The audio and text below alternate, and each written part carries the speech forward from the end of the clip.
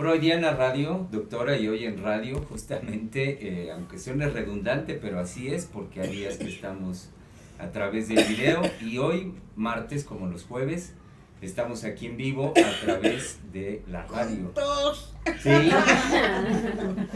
Con tos y una media garganta, pero aquí estamos. ¿Y qué? Y que, le decía, bueno, siendo hoy día de radio, también transmitiendo la última semana del mes de febrero. Es la última semana. Sí. Ya se nos fue febrero. Ya terminó. Dios mío, y a mí que no se me caen las pestañas. No, quiere decir que voy muy bien.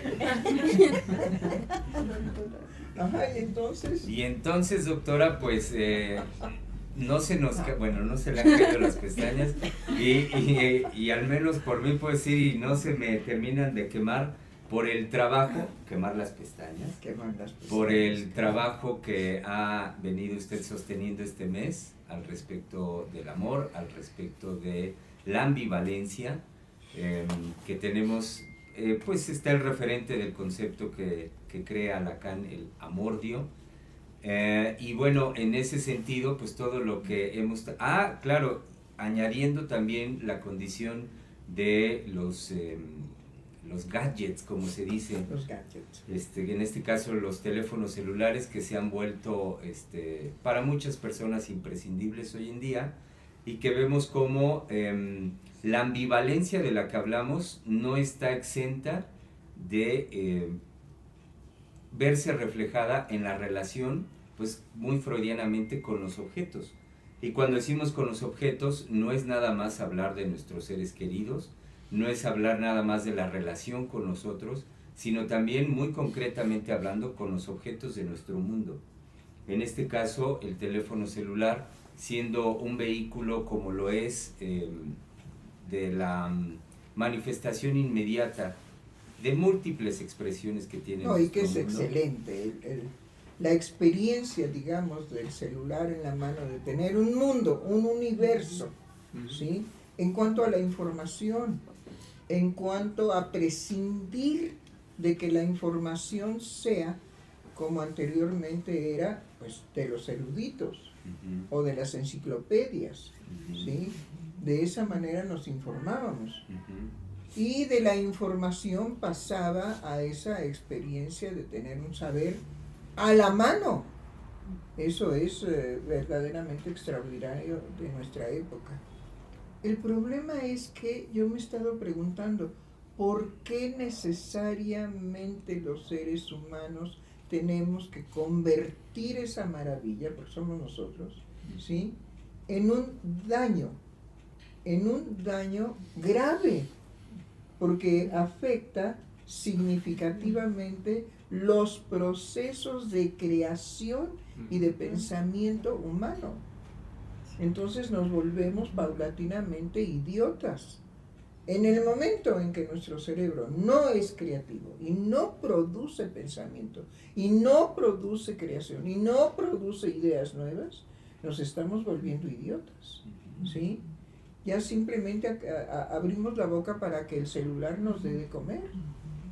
Entonces regresamos, hacemos unas regresiones graves a estados anteriores en donde el cerebro estaba apenas desarrollándose, y que a los 2 años y medio está terminado ese proceso. Entonces ni siquiera a nivel de los 2 años y medio, sino atrás, en el momento en que vamos paralizando funciones cerebrales que ya no usamos. ¿Por qué? Porque nos embelezamos con la forma en que el teléfono nos acompaña, en el que el teléfono nos saca de vacíos afectivos muy significativos, porque al fin y al cabo puedo consultar mi teléfono, ¿sí?, y puedo menguar, no quitar, no resolver, pero menguar la situación angustiosa del vacío, pero de algo que hemos estado trabajando, que ya lo habíamos mencionado y que nuestra colega Valeria tiene bastante impacto. Es que me lo ha comunicado. No, doctor, es que ese Freud. Digo, ¿verdad que es canijillo? Y es que, bueno, ahora a mí me ocurre que entre menos entiendo, más me mueve a querer entender, pero como ya en las abstracciones muy elevadas de Freud que hace en Inhibición, Síntoma y Angustia, es tener que regresar a toda la obra para que una cosa que dice quede clara. Entonces es un trabajo muy intenso porque habla de la angustia, trabaja la angustia como en ningún otro texto. Así es. Tiene una relación directa con el desvalimiento, que es lo que hemos estado trabajando. Y bueno, en un nivel muy complejo porque habla de una parte que tiene que ver con la angustia que viene de lo biológico, que viene de la filogenia y de la forma en cómo estamos constituidos como especie humana, ¿sí? Y una angustia que viene de lo psíquico y cómo se entraman. Entonces, eso me pareció sumamente complejo porque yo no lo había dividido, no lo había llevado a que la angustia viene de lo orgánico y por supuesto que hay una angustia que viene de lo psíquico, sino que yo lo tomaba como una angustia y ya, que la angustia se manifestaba como afecto, ¿sí? Pero no que tiene dos fuentes.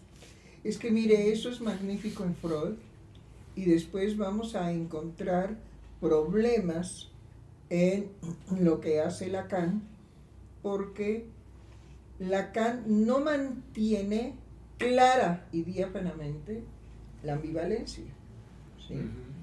Nos mete única y exclusivamente a que somos seres hablantes, como si eso fuera única y exclusivamente una unidad contundente en los seres humanos. Y entonces el origen de todo lo que nos acontece, por lo menos, no yo, pero algunos lectores de Lacan y transmisores de Lacan, nos transmiten que solamente hay todo el desarrollo psíquico a partir del lenguaje y a partir, digamos, de que somos seres hablantes. Entonces, nos lleva más, no a un campo psicoanalítico, ¿sí?, sino a un campo filosófico. El ser hablante, el hablantecer, es creación de Lacan. Y entonces nos lleva no a esta problemática que nos entrega Freud de lo filogenético. Porque de aquí a que evocamos bien o sentamos bien las bases de ser seres hablantes, pues ya pasó el sábado, el domingo y ni aún así 13, 14, 15 años, y no nos damos cuenta cómo perdemos precisamente dos cosas de lo psíquico de Freud. Amordio, ¿sí?, y el tiempo es simultáneo. Acontecen los dos a la vez de manera simultánea. No bien estamos diciéndole, ay, mijito lindo, cuánto te amo, o a la pareja, ¿sí? Qué bárbaro, es que te idolatro, yo sin ti no podría vivir. Y ahí estamos en lo singular, creemos que. Nada más que el otro nos haga una cara así de y aparece el odio a una velocidad, porque ahí está simultáneamente que estamos hablando del amor, estamos hablando también del odio que puede suscitarse por quítame estas pajas, que él reciba una llamada telefónica cuando la otra le está declarando la intensidad de su amor. No, bueno, ¿sí? Se levanta la lady, y dice, me voy a bañar. Es decir, ya no tuvo trascendencia toda la emotividad de esta mujer hacia su pareja, ya no. Ahora, podemos cambiar los papeles. Cuando el hombre está abrazando a una mujer y dice, bueno, es que te amo intensamente, y la mujer le dice, ay, permíteme, qué estúpida. No sé, uno se envenena inmediatamente. Entonces, amordio de manera simultánea. Escuché que nuestro colega Germán decía que amordio era una creación de Lacan. Sí, lo pensé, el concepto así unido, amor-dio. No, es de No, Freud. es freudiano. Ven qué rápido, pero bueno, ahí tenemos la vivencia clara, transparente. Sí. Pero a ver, ¿qué Sí, qué nos tenía, doctora? Cuando habla Freud en relación a la angustia que viene de lo biológico, es por una condición que el ser humano nace desvalido. No puede valerse por él mismo, la condición es que haya un otro que se haga cargo de él. Entonces, justo en el momento en el que ocurre la fractura homeostática, ¿sí? En el momento en el que ocurre la fractura homeostática, alguien tiene que hacerse cargo del bebé, si no, en ese momento se puede morir.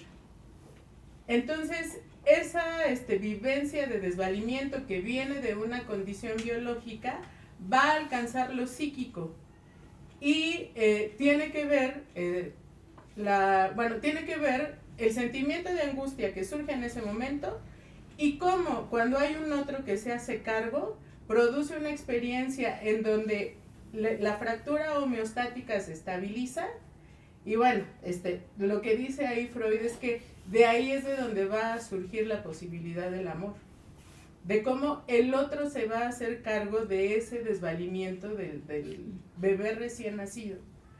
Entonces, bueno, eso explicado por Freud y con todo lo que va enlazando a la complejidad de eso, porque ahí también tiene que ver la vivencia del trauma que se experimenta en ese momento de la fractura homeostática, que ahí es donde alcanza lo psíquico, porque además esa es una vivencia que va a permanecer y que dice que los seres humanos siempre estamos en una expectativa de que eso lo vamos a volver a vivir y que nos preparamos para tener esas vivencias que en algún momento llegarán, aunque no sepamos cuándo, de repetir de nuevo el trauma. Entonces, ahí es donde Freud dice, sí, que ese es el origen de cómo se produce la neurosis. Claro, y esto nos podría deslizar a entender por qué estamos dispuestos a quedar, digamos, idiotas con tal de recibir permanentemente el aseguramiento de nuestro desvalimiento, el aseguramiento de que no vamos a estar desvalidos. Uh-huh. Es decir, el celular se convierte en un acompañante, pero indispensable, vital, porque me quita la experiencia del desvalimiento. ¿Sí? Sobre todo, digamos, en cuanto a eventos inesperados, ¿no? Como por ejemplo, bueno, yo siempre me he estacionado aquí y ahora está prohibido. Una cosa pues, que podríamos decir cualquier ser humano puede afrontar eso sin dificultad, ¿no? ¿No? Hay gente que se va a enervar, que se va a enojar, que va a insultar al gobierno, sobre todo si es de derecha, bueno, con ganas, ¿no? ¿No? Sí. Afortunadamente hay una derecha y una izquierda en nuestro país porque eso se vuelve dialéctico. ¿Me explico? Sí. Y además simultáneo. Sí. En cuanto la derecha puede tener una presencia de insulto a la izquierda que gobierna nuestro país después de López Obrador y que esto continúa, no puede, la derecha imposible puede ver un beneficio en esa forma de gobierno. Entonces, como está cerrada la derecha, lo único que podemos saber que lo que va a surgir siempre es el odio. Vaya, para eso nos esclarece toda esta situación de Freud, nos esclarece y podemos entender que qué bueno que haya esa dinámica, que haya esa dualidad y que los odios se van a tener que manifestar, pero por supuesto que sí, imposible que no. Bueno, ¿Hay una razón para sacar a Camila? Sí, que me la llevo. Ah, ok, Camila, a la calle.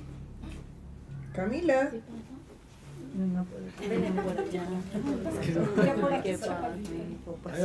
Es que Camila, mi perra, participa también en el programa.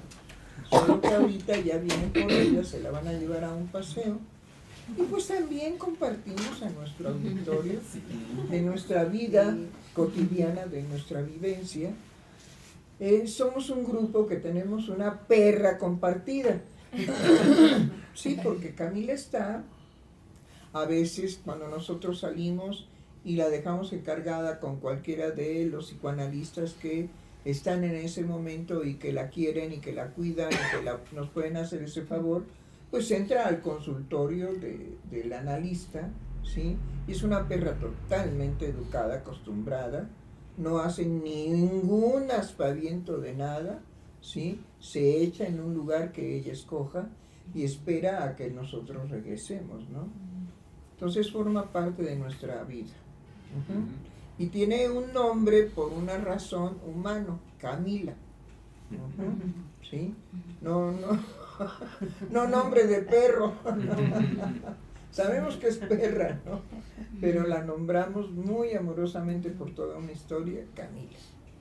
Bueno, la ambivalencia, el desvalimiento, y entonces el celular en nuestras vidas acompañándonos en un aseguramiento de que ese desvalimiento puede estar solucionado de manera inmediata con el celular. Sí. Sí, doctor. Bueno, es que yo estaba pensando, ayer alguien mencionaba al respecto de la vivencia de perder el celular y platicábamos cómo se ve la angustia del decir perdí mi celular, no lo encuentro, la desesperación que se vive, y me llevó a pensar en esa parte de, bueno, ¿qué es lo que realmente uno pierde al momento de perder el celular? No es el aparato, ¿no? Tan no es así que siempre he escuchado a las personas decir, me robaron el celular, podría pagar más de lo que me costó por todo lo que hay dentro, ¿no? Y ahorita, haciendo un trabajo al respecto de eso, pienso que es ahí donde se vive de manera muy fuerte el sentimiento de desvalimiento, de decir, acabo de perder un vínculo que, algo que para mí puede significar un vínculo con otros o una solución a los problemas. Actualmente, si alguno se siente en una situación de peligro o de inseguridad, es muy fácil el decir, tengo un celular que me resuelve en contactar a alguien, ¿no? O el sentirse perdido en algún lugar, como comentábamos, ¿cómo llego aquí? Lo voy a bromear, doctor, sí, lo voy a bromear. Dentro de lo que usted escribe, se me ocurrió inmediatamente, tengo miedo, inteligencia artificial, por favor, ¿sí? Y tiene que ser a través del celular. Uh-huh. Uh-huh. Entonces, ya ese miedo puede llevarme a invocar a algo que no es un ser humano, sino que es una máquina. Y yo la voy a negar que es una máquina. Lo que quiero introducir en lo que usted dice es esta broma de mal gusto para que nos quede bien claro. ¿Sí? Las bromas de mal gusto eso tienen, ¿sí o no? Sí. ¡Ay, qué bien te ves hoy! Y está uno en el peor estado que no se pueden imaginar, ¿no? Pero todas estas posibilidades en la negatividad, indudablemente que son importantísimas. Por eso les digo, qué bueno que la derecha no duerme nada más de cachar a ver si la cola de caballo de la Sheinbaum se bajó 2 milímetros o está en el mismo lugar. Hacen bien. Yo en ese sentido los felicito porque eso es lo que nos da una dinámica permanente, ¿sí? Y en una actividad, brutal, salvaje. Pero ¿a qué grado podemos de intensificar la experiencia de desvalimiento que llamamos a la IA no una máquina, sino una persona? Yo ya tengo quien me escuche, Oye, pero no seas estúpido o estúpida. Es una máquina. Para mí no. Para mí no. Entonces, eso es lo que definitivamente, de lo que estamos hablando definitivamente, porque sí tiene consecuencias severas. Que las personas modifiquen esa realidad. A ver, cuando nosotros analizamos los problemas persecutorios psíquicos, cuando la gente siente una persecución permanente en su cotidiano, ¿sí? Nosotros sabemos que ahí hay una situación severa, por lo menos se inicia como algo severo, no algo, pasajero, no, severo, pero después puede ser grave la situación en la cual, si el ser humano modifica la realidad y se entrega a una experiencia, por ejemplo, de sentir que es perseguido permanentemente.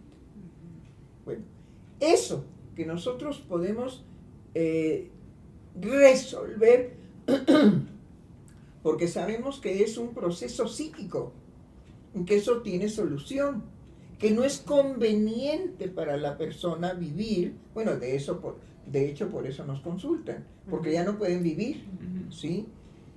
Y que podemos modificar, ¿sí?, la situación más álgida por el solo uso de la palabra, y eso es ahí donde Lacan apoya y determina el psicoanálisis. Porque es verdad que lo podemos modificar por el uso de la palabra. Parece magia, señores. Todos los que estamos aquí sabemos que no es ninguna magia.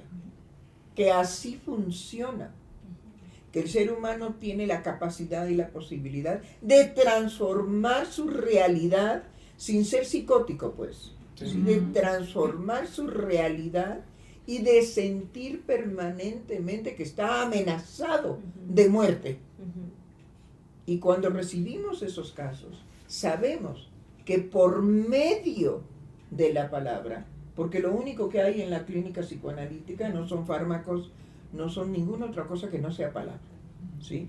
Y que por medio de la palabra eso se modifique y la persona sea capaz no de modificarlo, sino de hacer una neocreación sobre eso. Bueno, estamos verdaderamente más allá de cualquier discusión en contra del psicoanálisis, ¿no? Y en eso apuntaló Lacan la posibilidad del psicoanálisis. Es decir, si el psicoanálisis es posible, es bajo una condición: que lo inconsciente y el inconsciente estén estructurados como un lenguaje. Bueno, a mí me parece que definitivamente no acontece favorablemente cuando el ser humano modifica su realidad y se comunica con la ira como si se tratara de una persona. Sí, y además, todo lo que dicen, ¿no? Lo tengo a la mano. Exacto. Sí. Y de ahí, doctora, los niveles tan altos de angustia, porque no se lleva a cabo una dinámica, que es para lo que la angustia aparece, es una señal. Y Freud lo dice muy claro, es una señal de que va a haber un peligro. Entonces, se lleva a cabo una creación para entrar en una dinámica distinta en donde tiene que ver el otro, porque esa es la condición que tenemos por ser seres humanos. Entonces, cuando no se entra en una dinámica de transformar la situación de la angustia por medio de la relación con el otro, sino que se tiene el celular, la angustia se va acumulando y además va alcanzando niveles cada vez más elevados porque no hay una transformación. El celular lo que hace es apaciguar, pero va incrementando los niveles de angustia. Porque no se resuelve. Por eso les digo, la posibilidad de que este tipo de modificaciones de la realidad sea tratada en el diván de un psicoanalista, la posibilidad es gigantesca, porque no solamente, digamos, llegamos al logro de volver a recuperar una realidad, que ya no es la realidad que creé para esa mortificación tan enorme, ¿sí? Pero no solamente eso, sino que se provoca una neocreación. El analista verdadero, que no sea, a ver cómo lo digo, flojo, nada más, que no sea flojo, sino que sea un sujeto que quiere lo mejor en la experiencia analítica, llevará al analizante a hacer una neocreación con los mismos elementos con los que él provocó ese síntoma de persecución. Entonces sí estamos hablando de el psicoanálisis y la acción del psicoanálisis por medio de la palabra. Bien, ¿quién más? ¿Quién da más? Pues a mí me hacía recordar esto, bueno, o sea, pensaba en, sobre todo como una capacidad de lo psíquico, ahora que la escucho, y pensaba en estas tragedias cuando abandonan a los bebés. Ay, qué horror. Y cómo, o sea, cómo obviamente necesitan que haya un otro que los tenga que acoger, y tiene que ver con lo que nos presentaba mi colega Valeria. O sea, sí, hay un otro, pero pasa un tiempo donde, por algo que, o sea, yo no podría explicar en este momento, no sé si tenga explicación, pero que el bebé sobrevive. Entonces, o sea, yo lo relacionaba como Excelente. como lo una que estás posibilidad psíquica, o sea, que es decir, pues va a vivir si lo encuentran, si hay un otro que lo acoge, pero que ese tiempo, pues el bebé sobrevive. Entonces ahí, o sea, me llevaba este asombro de ahora lo que nos presenta usted, que se está dando con la inteligencia artificial, con el uso del celular, de las computadoras, pero cómo es el mismo ser humano, pues que lo usa de esta manera. O sea, y en contraste con eso, pues pensaba en cómo sobrevive un recién nacido en esas condiciones, como una capacidad de lo psíquico. Es muy interesante lo que usted propone, porque me hace recordar que en el terremoto exitosísimo, que fue un éxito, se encontraron en los escombros del hospital que se derrumbó, se encontraron, no me acuerdo si 3 bebés, que estaban en un estado de invernación, así lo nombraron, porque no requirieron agua, no requirieron alimento, no requirieron absolutamente nada y estaban vivos.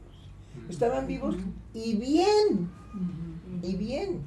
que bueno, lo menos que podíamos haber esperado es que estuvieran mal de sus vías respiratorias, simplemente por la inmensidad de polvo que tuvieron que haber aspirado cuando se derrumba el lugar de la cunera, donde estaban depositados.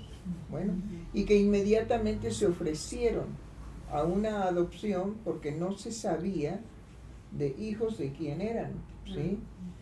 Y que muy probablemente habían perecido los padres, bueno, la madre principalmente, sí, en el derrumbe del hospital. Bueno, después de algún tiempo volvieron a aparecer y ya como adolescentes, pero ¿qué permitió que esos 3 recién nacidos tomaran la decisión de invernar? Es decir, ahí sí tenemos un problema severo para las neurociencias. Demuéstreme usted que fue el cerebro, pero demuéstremelo, ¿sí?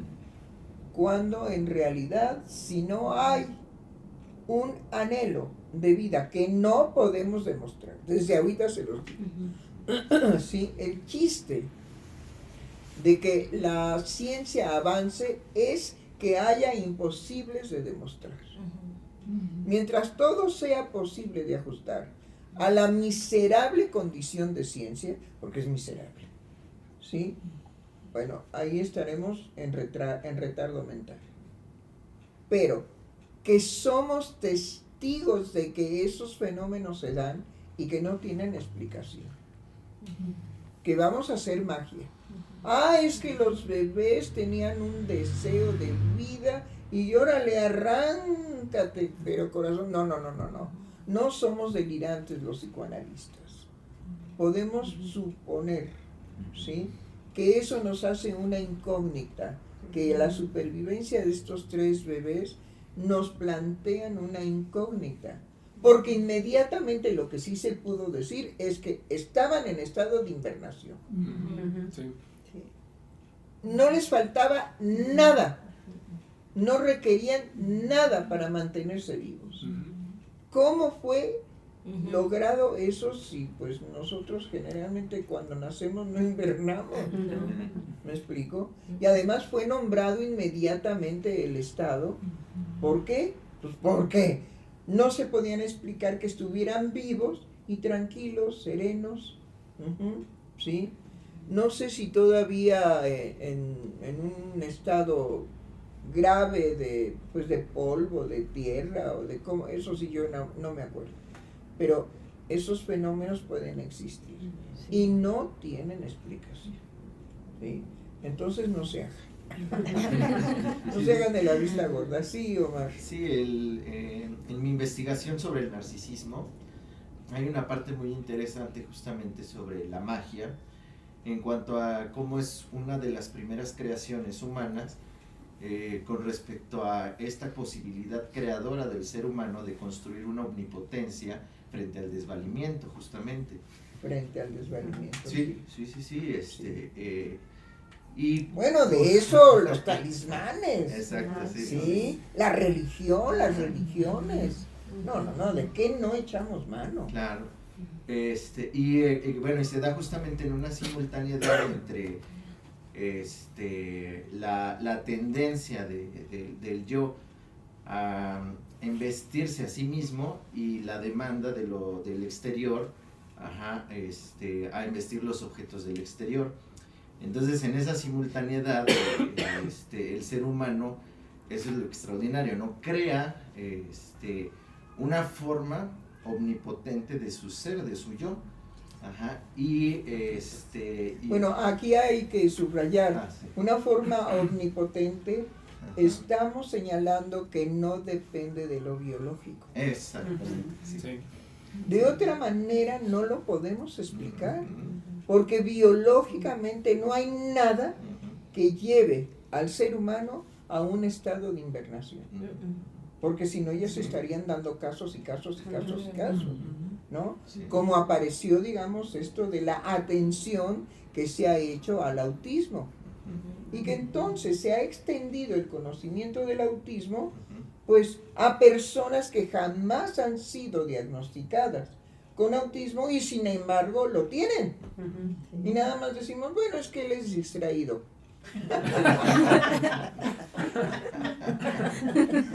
Sí. Bueno, es que a veces cuando está muy cargado de trabajo así se porta ella.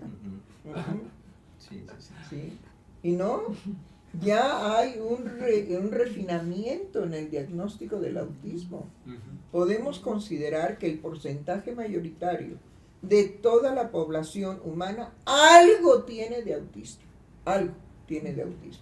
Sin embargo, no se conoce ese punto, esas características de ese algo, ¿sí?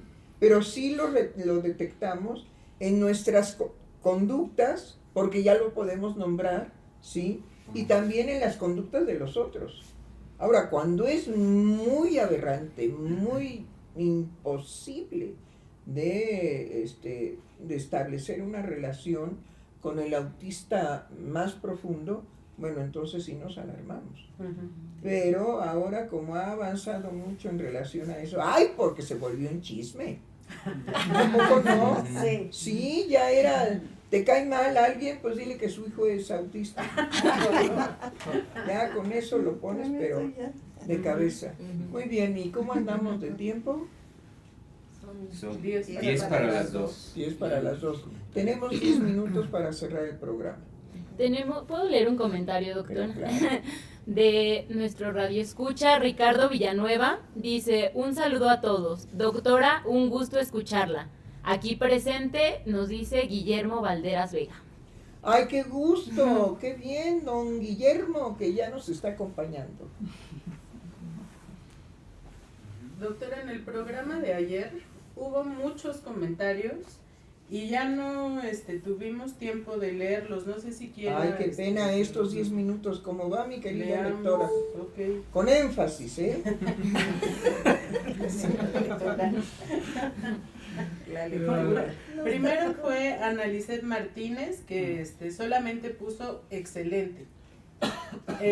Después, Alejandra Calixto nos dice: yo trabajo en un hospital de psiquiatría del IMSS y en cuanto a presupuesto lo tenemos todo, recursos prácticamente ilimitados para aparatos y procedimientos que hasta dan miedo. Y pienso que esos recursos bien podrían dirigirse a otros hospitales como los de gineco, donde hace falta equipo para salvar bebés prematuros. Porque el instituto privilegia procedimientos como la terapia electroconvulsiva, supongo, Sí, electroconvulsiva. en lugar de incubadoras de alta tecnología que logren salvar a un bebé. No me parece justo. Qué gusto verlos. Un saludo a todos. Bravo por eso de que no me parece justo, porque generalmente en las redes sociales no se presenta el ser humano con postura, sino siempre tira la piedra y esconde la mano. Por eso han tenido tanto éxito, porque toda la violencia, la envidia, todos los sentimientos más ruines y bajos han constituido a las redes sociales, ¿sí? Y sobre todo el que nadie tiene el valor de decir me parece injusto. No, la felicitamos. Sí. Alma Flowers dice: buenas tardes, queridos doctores. Mi gratitud a la invitación de los conversatorios de los viernes de febrero. Fue fascinante, son fascinantes, gracias. Sí, también es fascinante su presencia, porque es una persona que nos demanda, que nos anima, sí, sí. que nos exige, pero nos exige de una manera muy amorosa. Eso es muy lindo en Alma y se lo agradecemos mucho. Sí, después Rosa Hernández dice: escuchando a la doctora Silvia Heiser en relación al narcisismo primario como constitutivo en los seres humanos, me hizo recordar un decir de la doctora Silvia en la formación, al precisarnos una frase como una posibilidad de jugarnos y apostar a una armonía humana en lo cotidiano. Primero el otro. Gracias por su cálido sentido de vida en la conversación. Ay, no, pues yo estoy feliz de escucharla, porque les voy a decir una cosa, recordar en vivo lo que yo he transmitido y que se conserve dinámicamente en una persona, no hay mayor felicidad para un analista en esas condiciones. Sí. Se lo agradezco infinitamente, Rosa, infinitamente, ¿sí? Primero el otro. Sí. Después, Patricia Ramírez dice: introducir al otro a la vida cotidiana. ¿Podría desarrollar más esto? No entendí, pero algo me movió.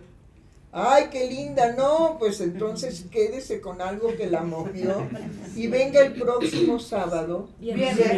Digo, ay, A el las próximo 7. viernes a las 7 está usted invitadísima, ¿sí? Para que me vuelva a imponer la demanda que usted hace de no entendí, pero algo me tocó, por favor explíquenme. Sí. ¡Bravo! Sí. Y el último es de Nanjan Flowers, dice: gracias por compartir su conocimiento, doctores, y retomando el tema del lenguaje, no encuentro las palabras para agradecerles la creación de este bonito programa. Saludos. Pues nosotros también le agradecemos su participación, porque tenemos que ser honrados. Si no recibimos del público, ¿sí?, su decir, sus palabras, nos empezamos a sentir solos y estériles, sobre todo estériles. Sí. Es decir, entonces, este quehacer, esta transmisión no tiene impacto en la gente, cancelémosla. Y no, esto no se estimula. Sí, doctor. Muy bien, Esos son todos, doctor. pues ya con eso podemos cerrar. Son 5 para las 2. ¿Algún otro comentario, Germán? Pues que estén, esperemos que nuestro público se haga presente el viernes. Claro.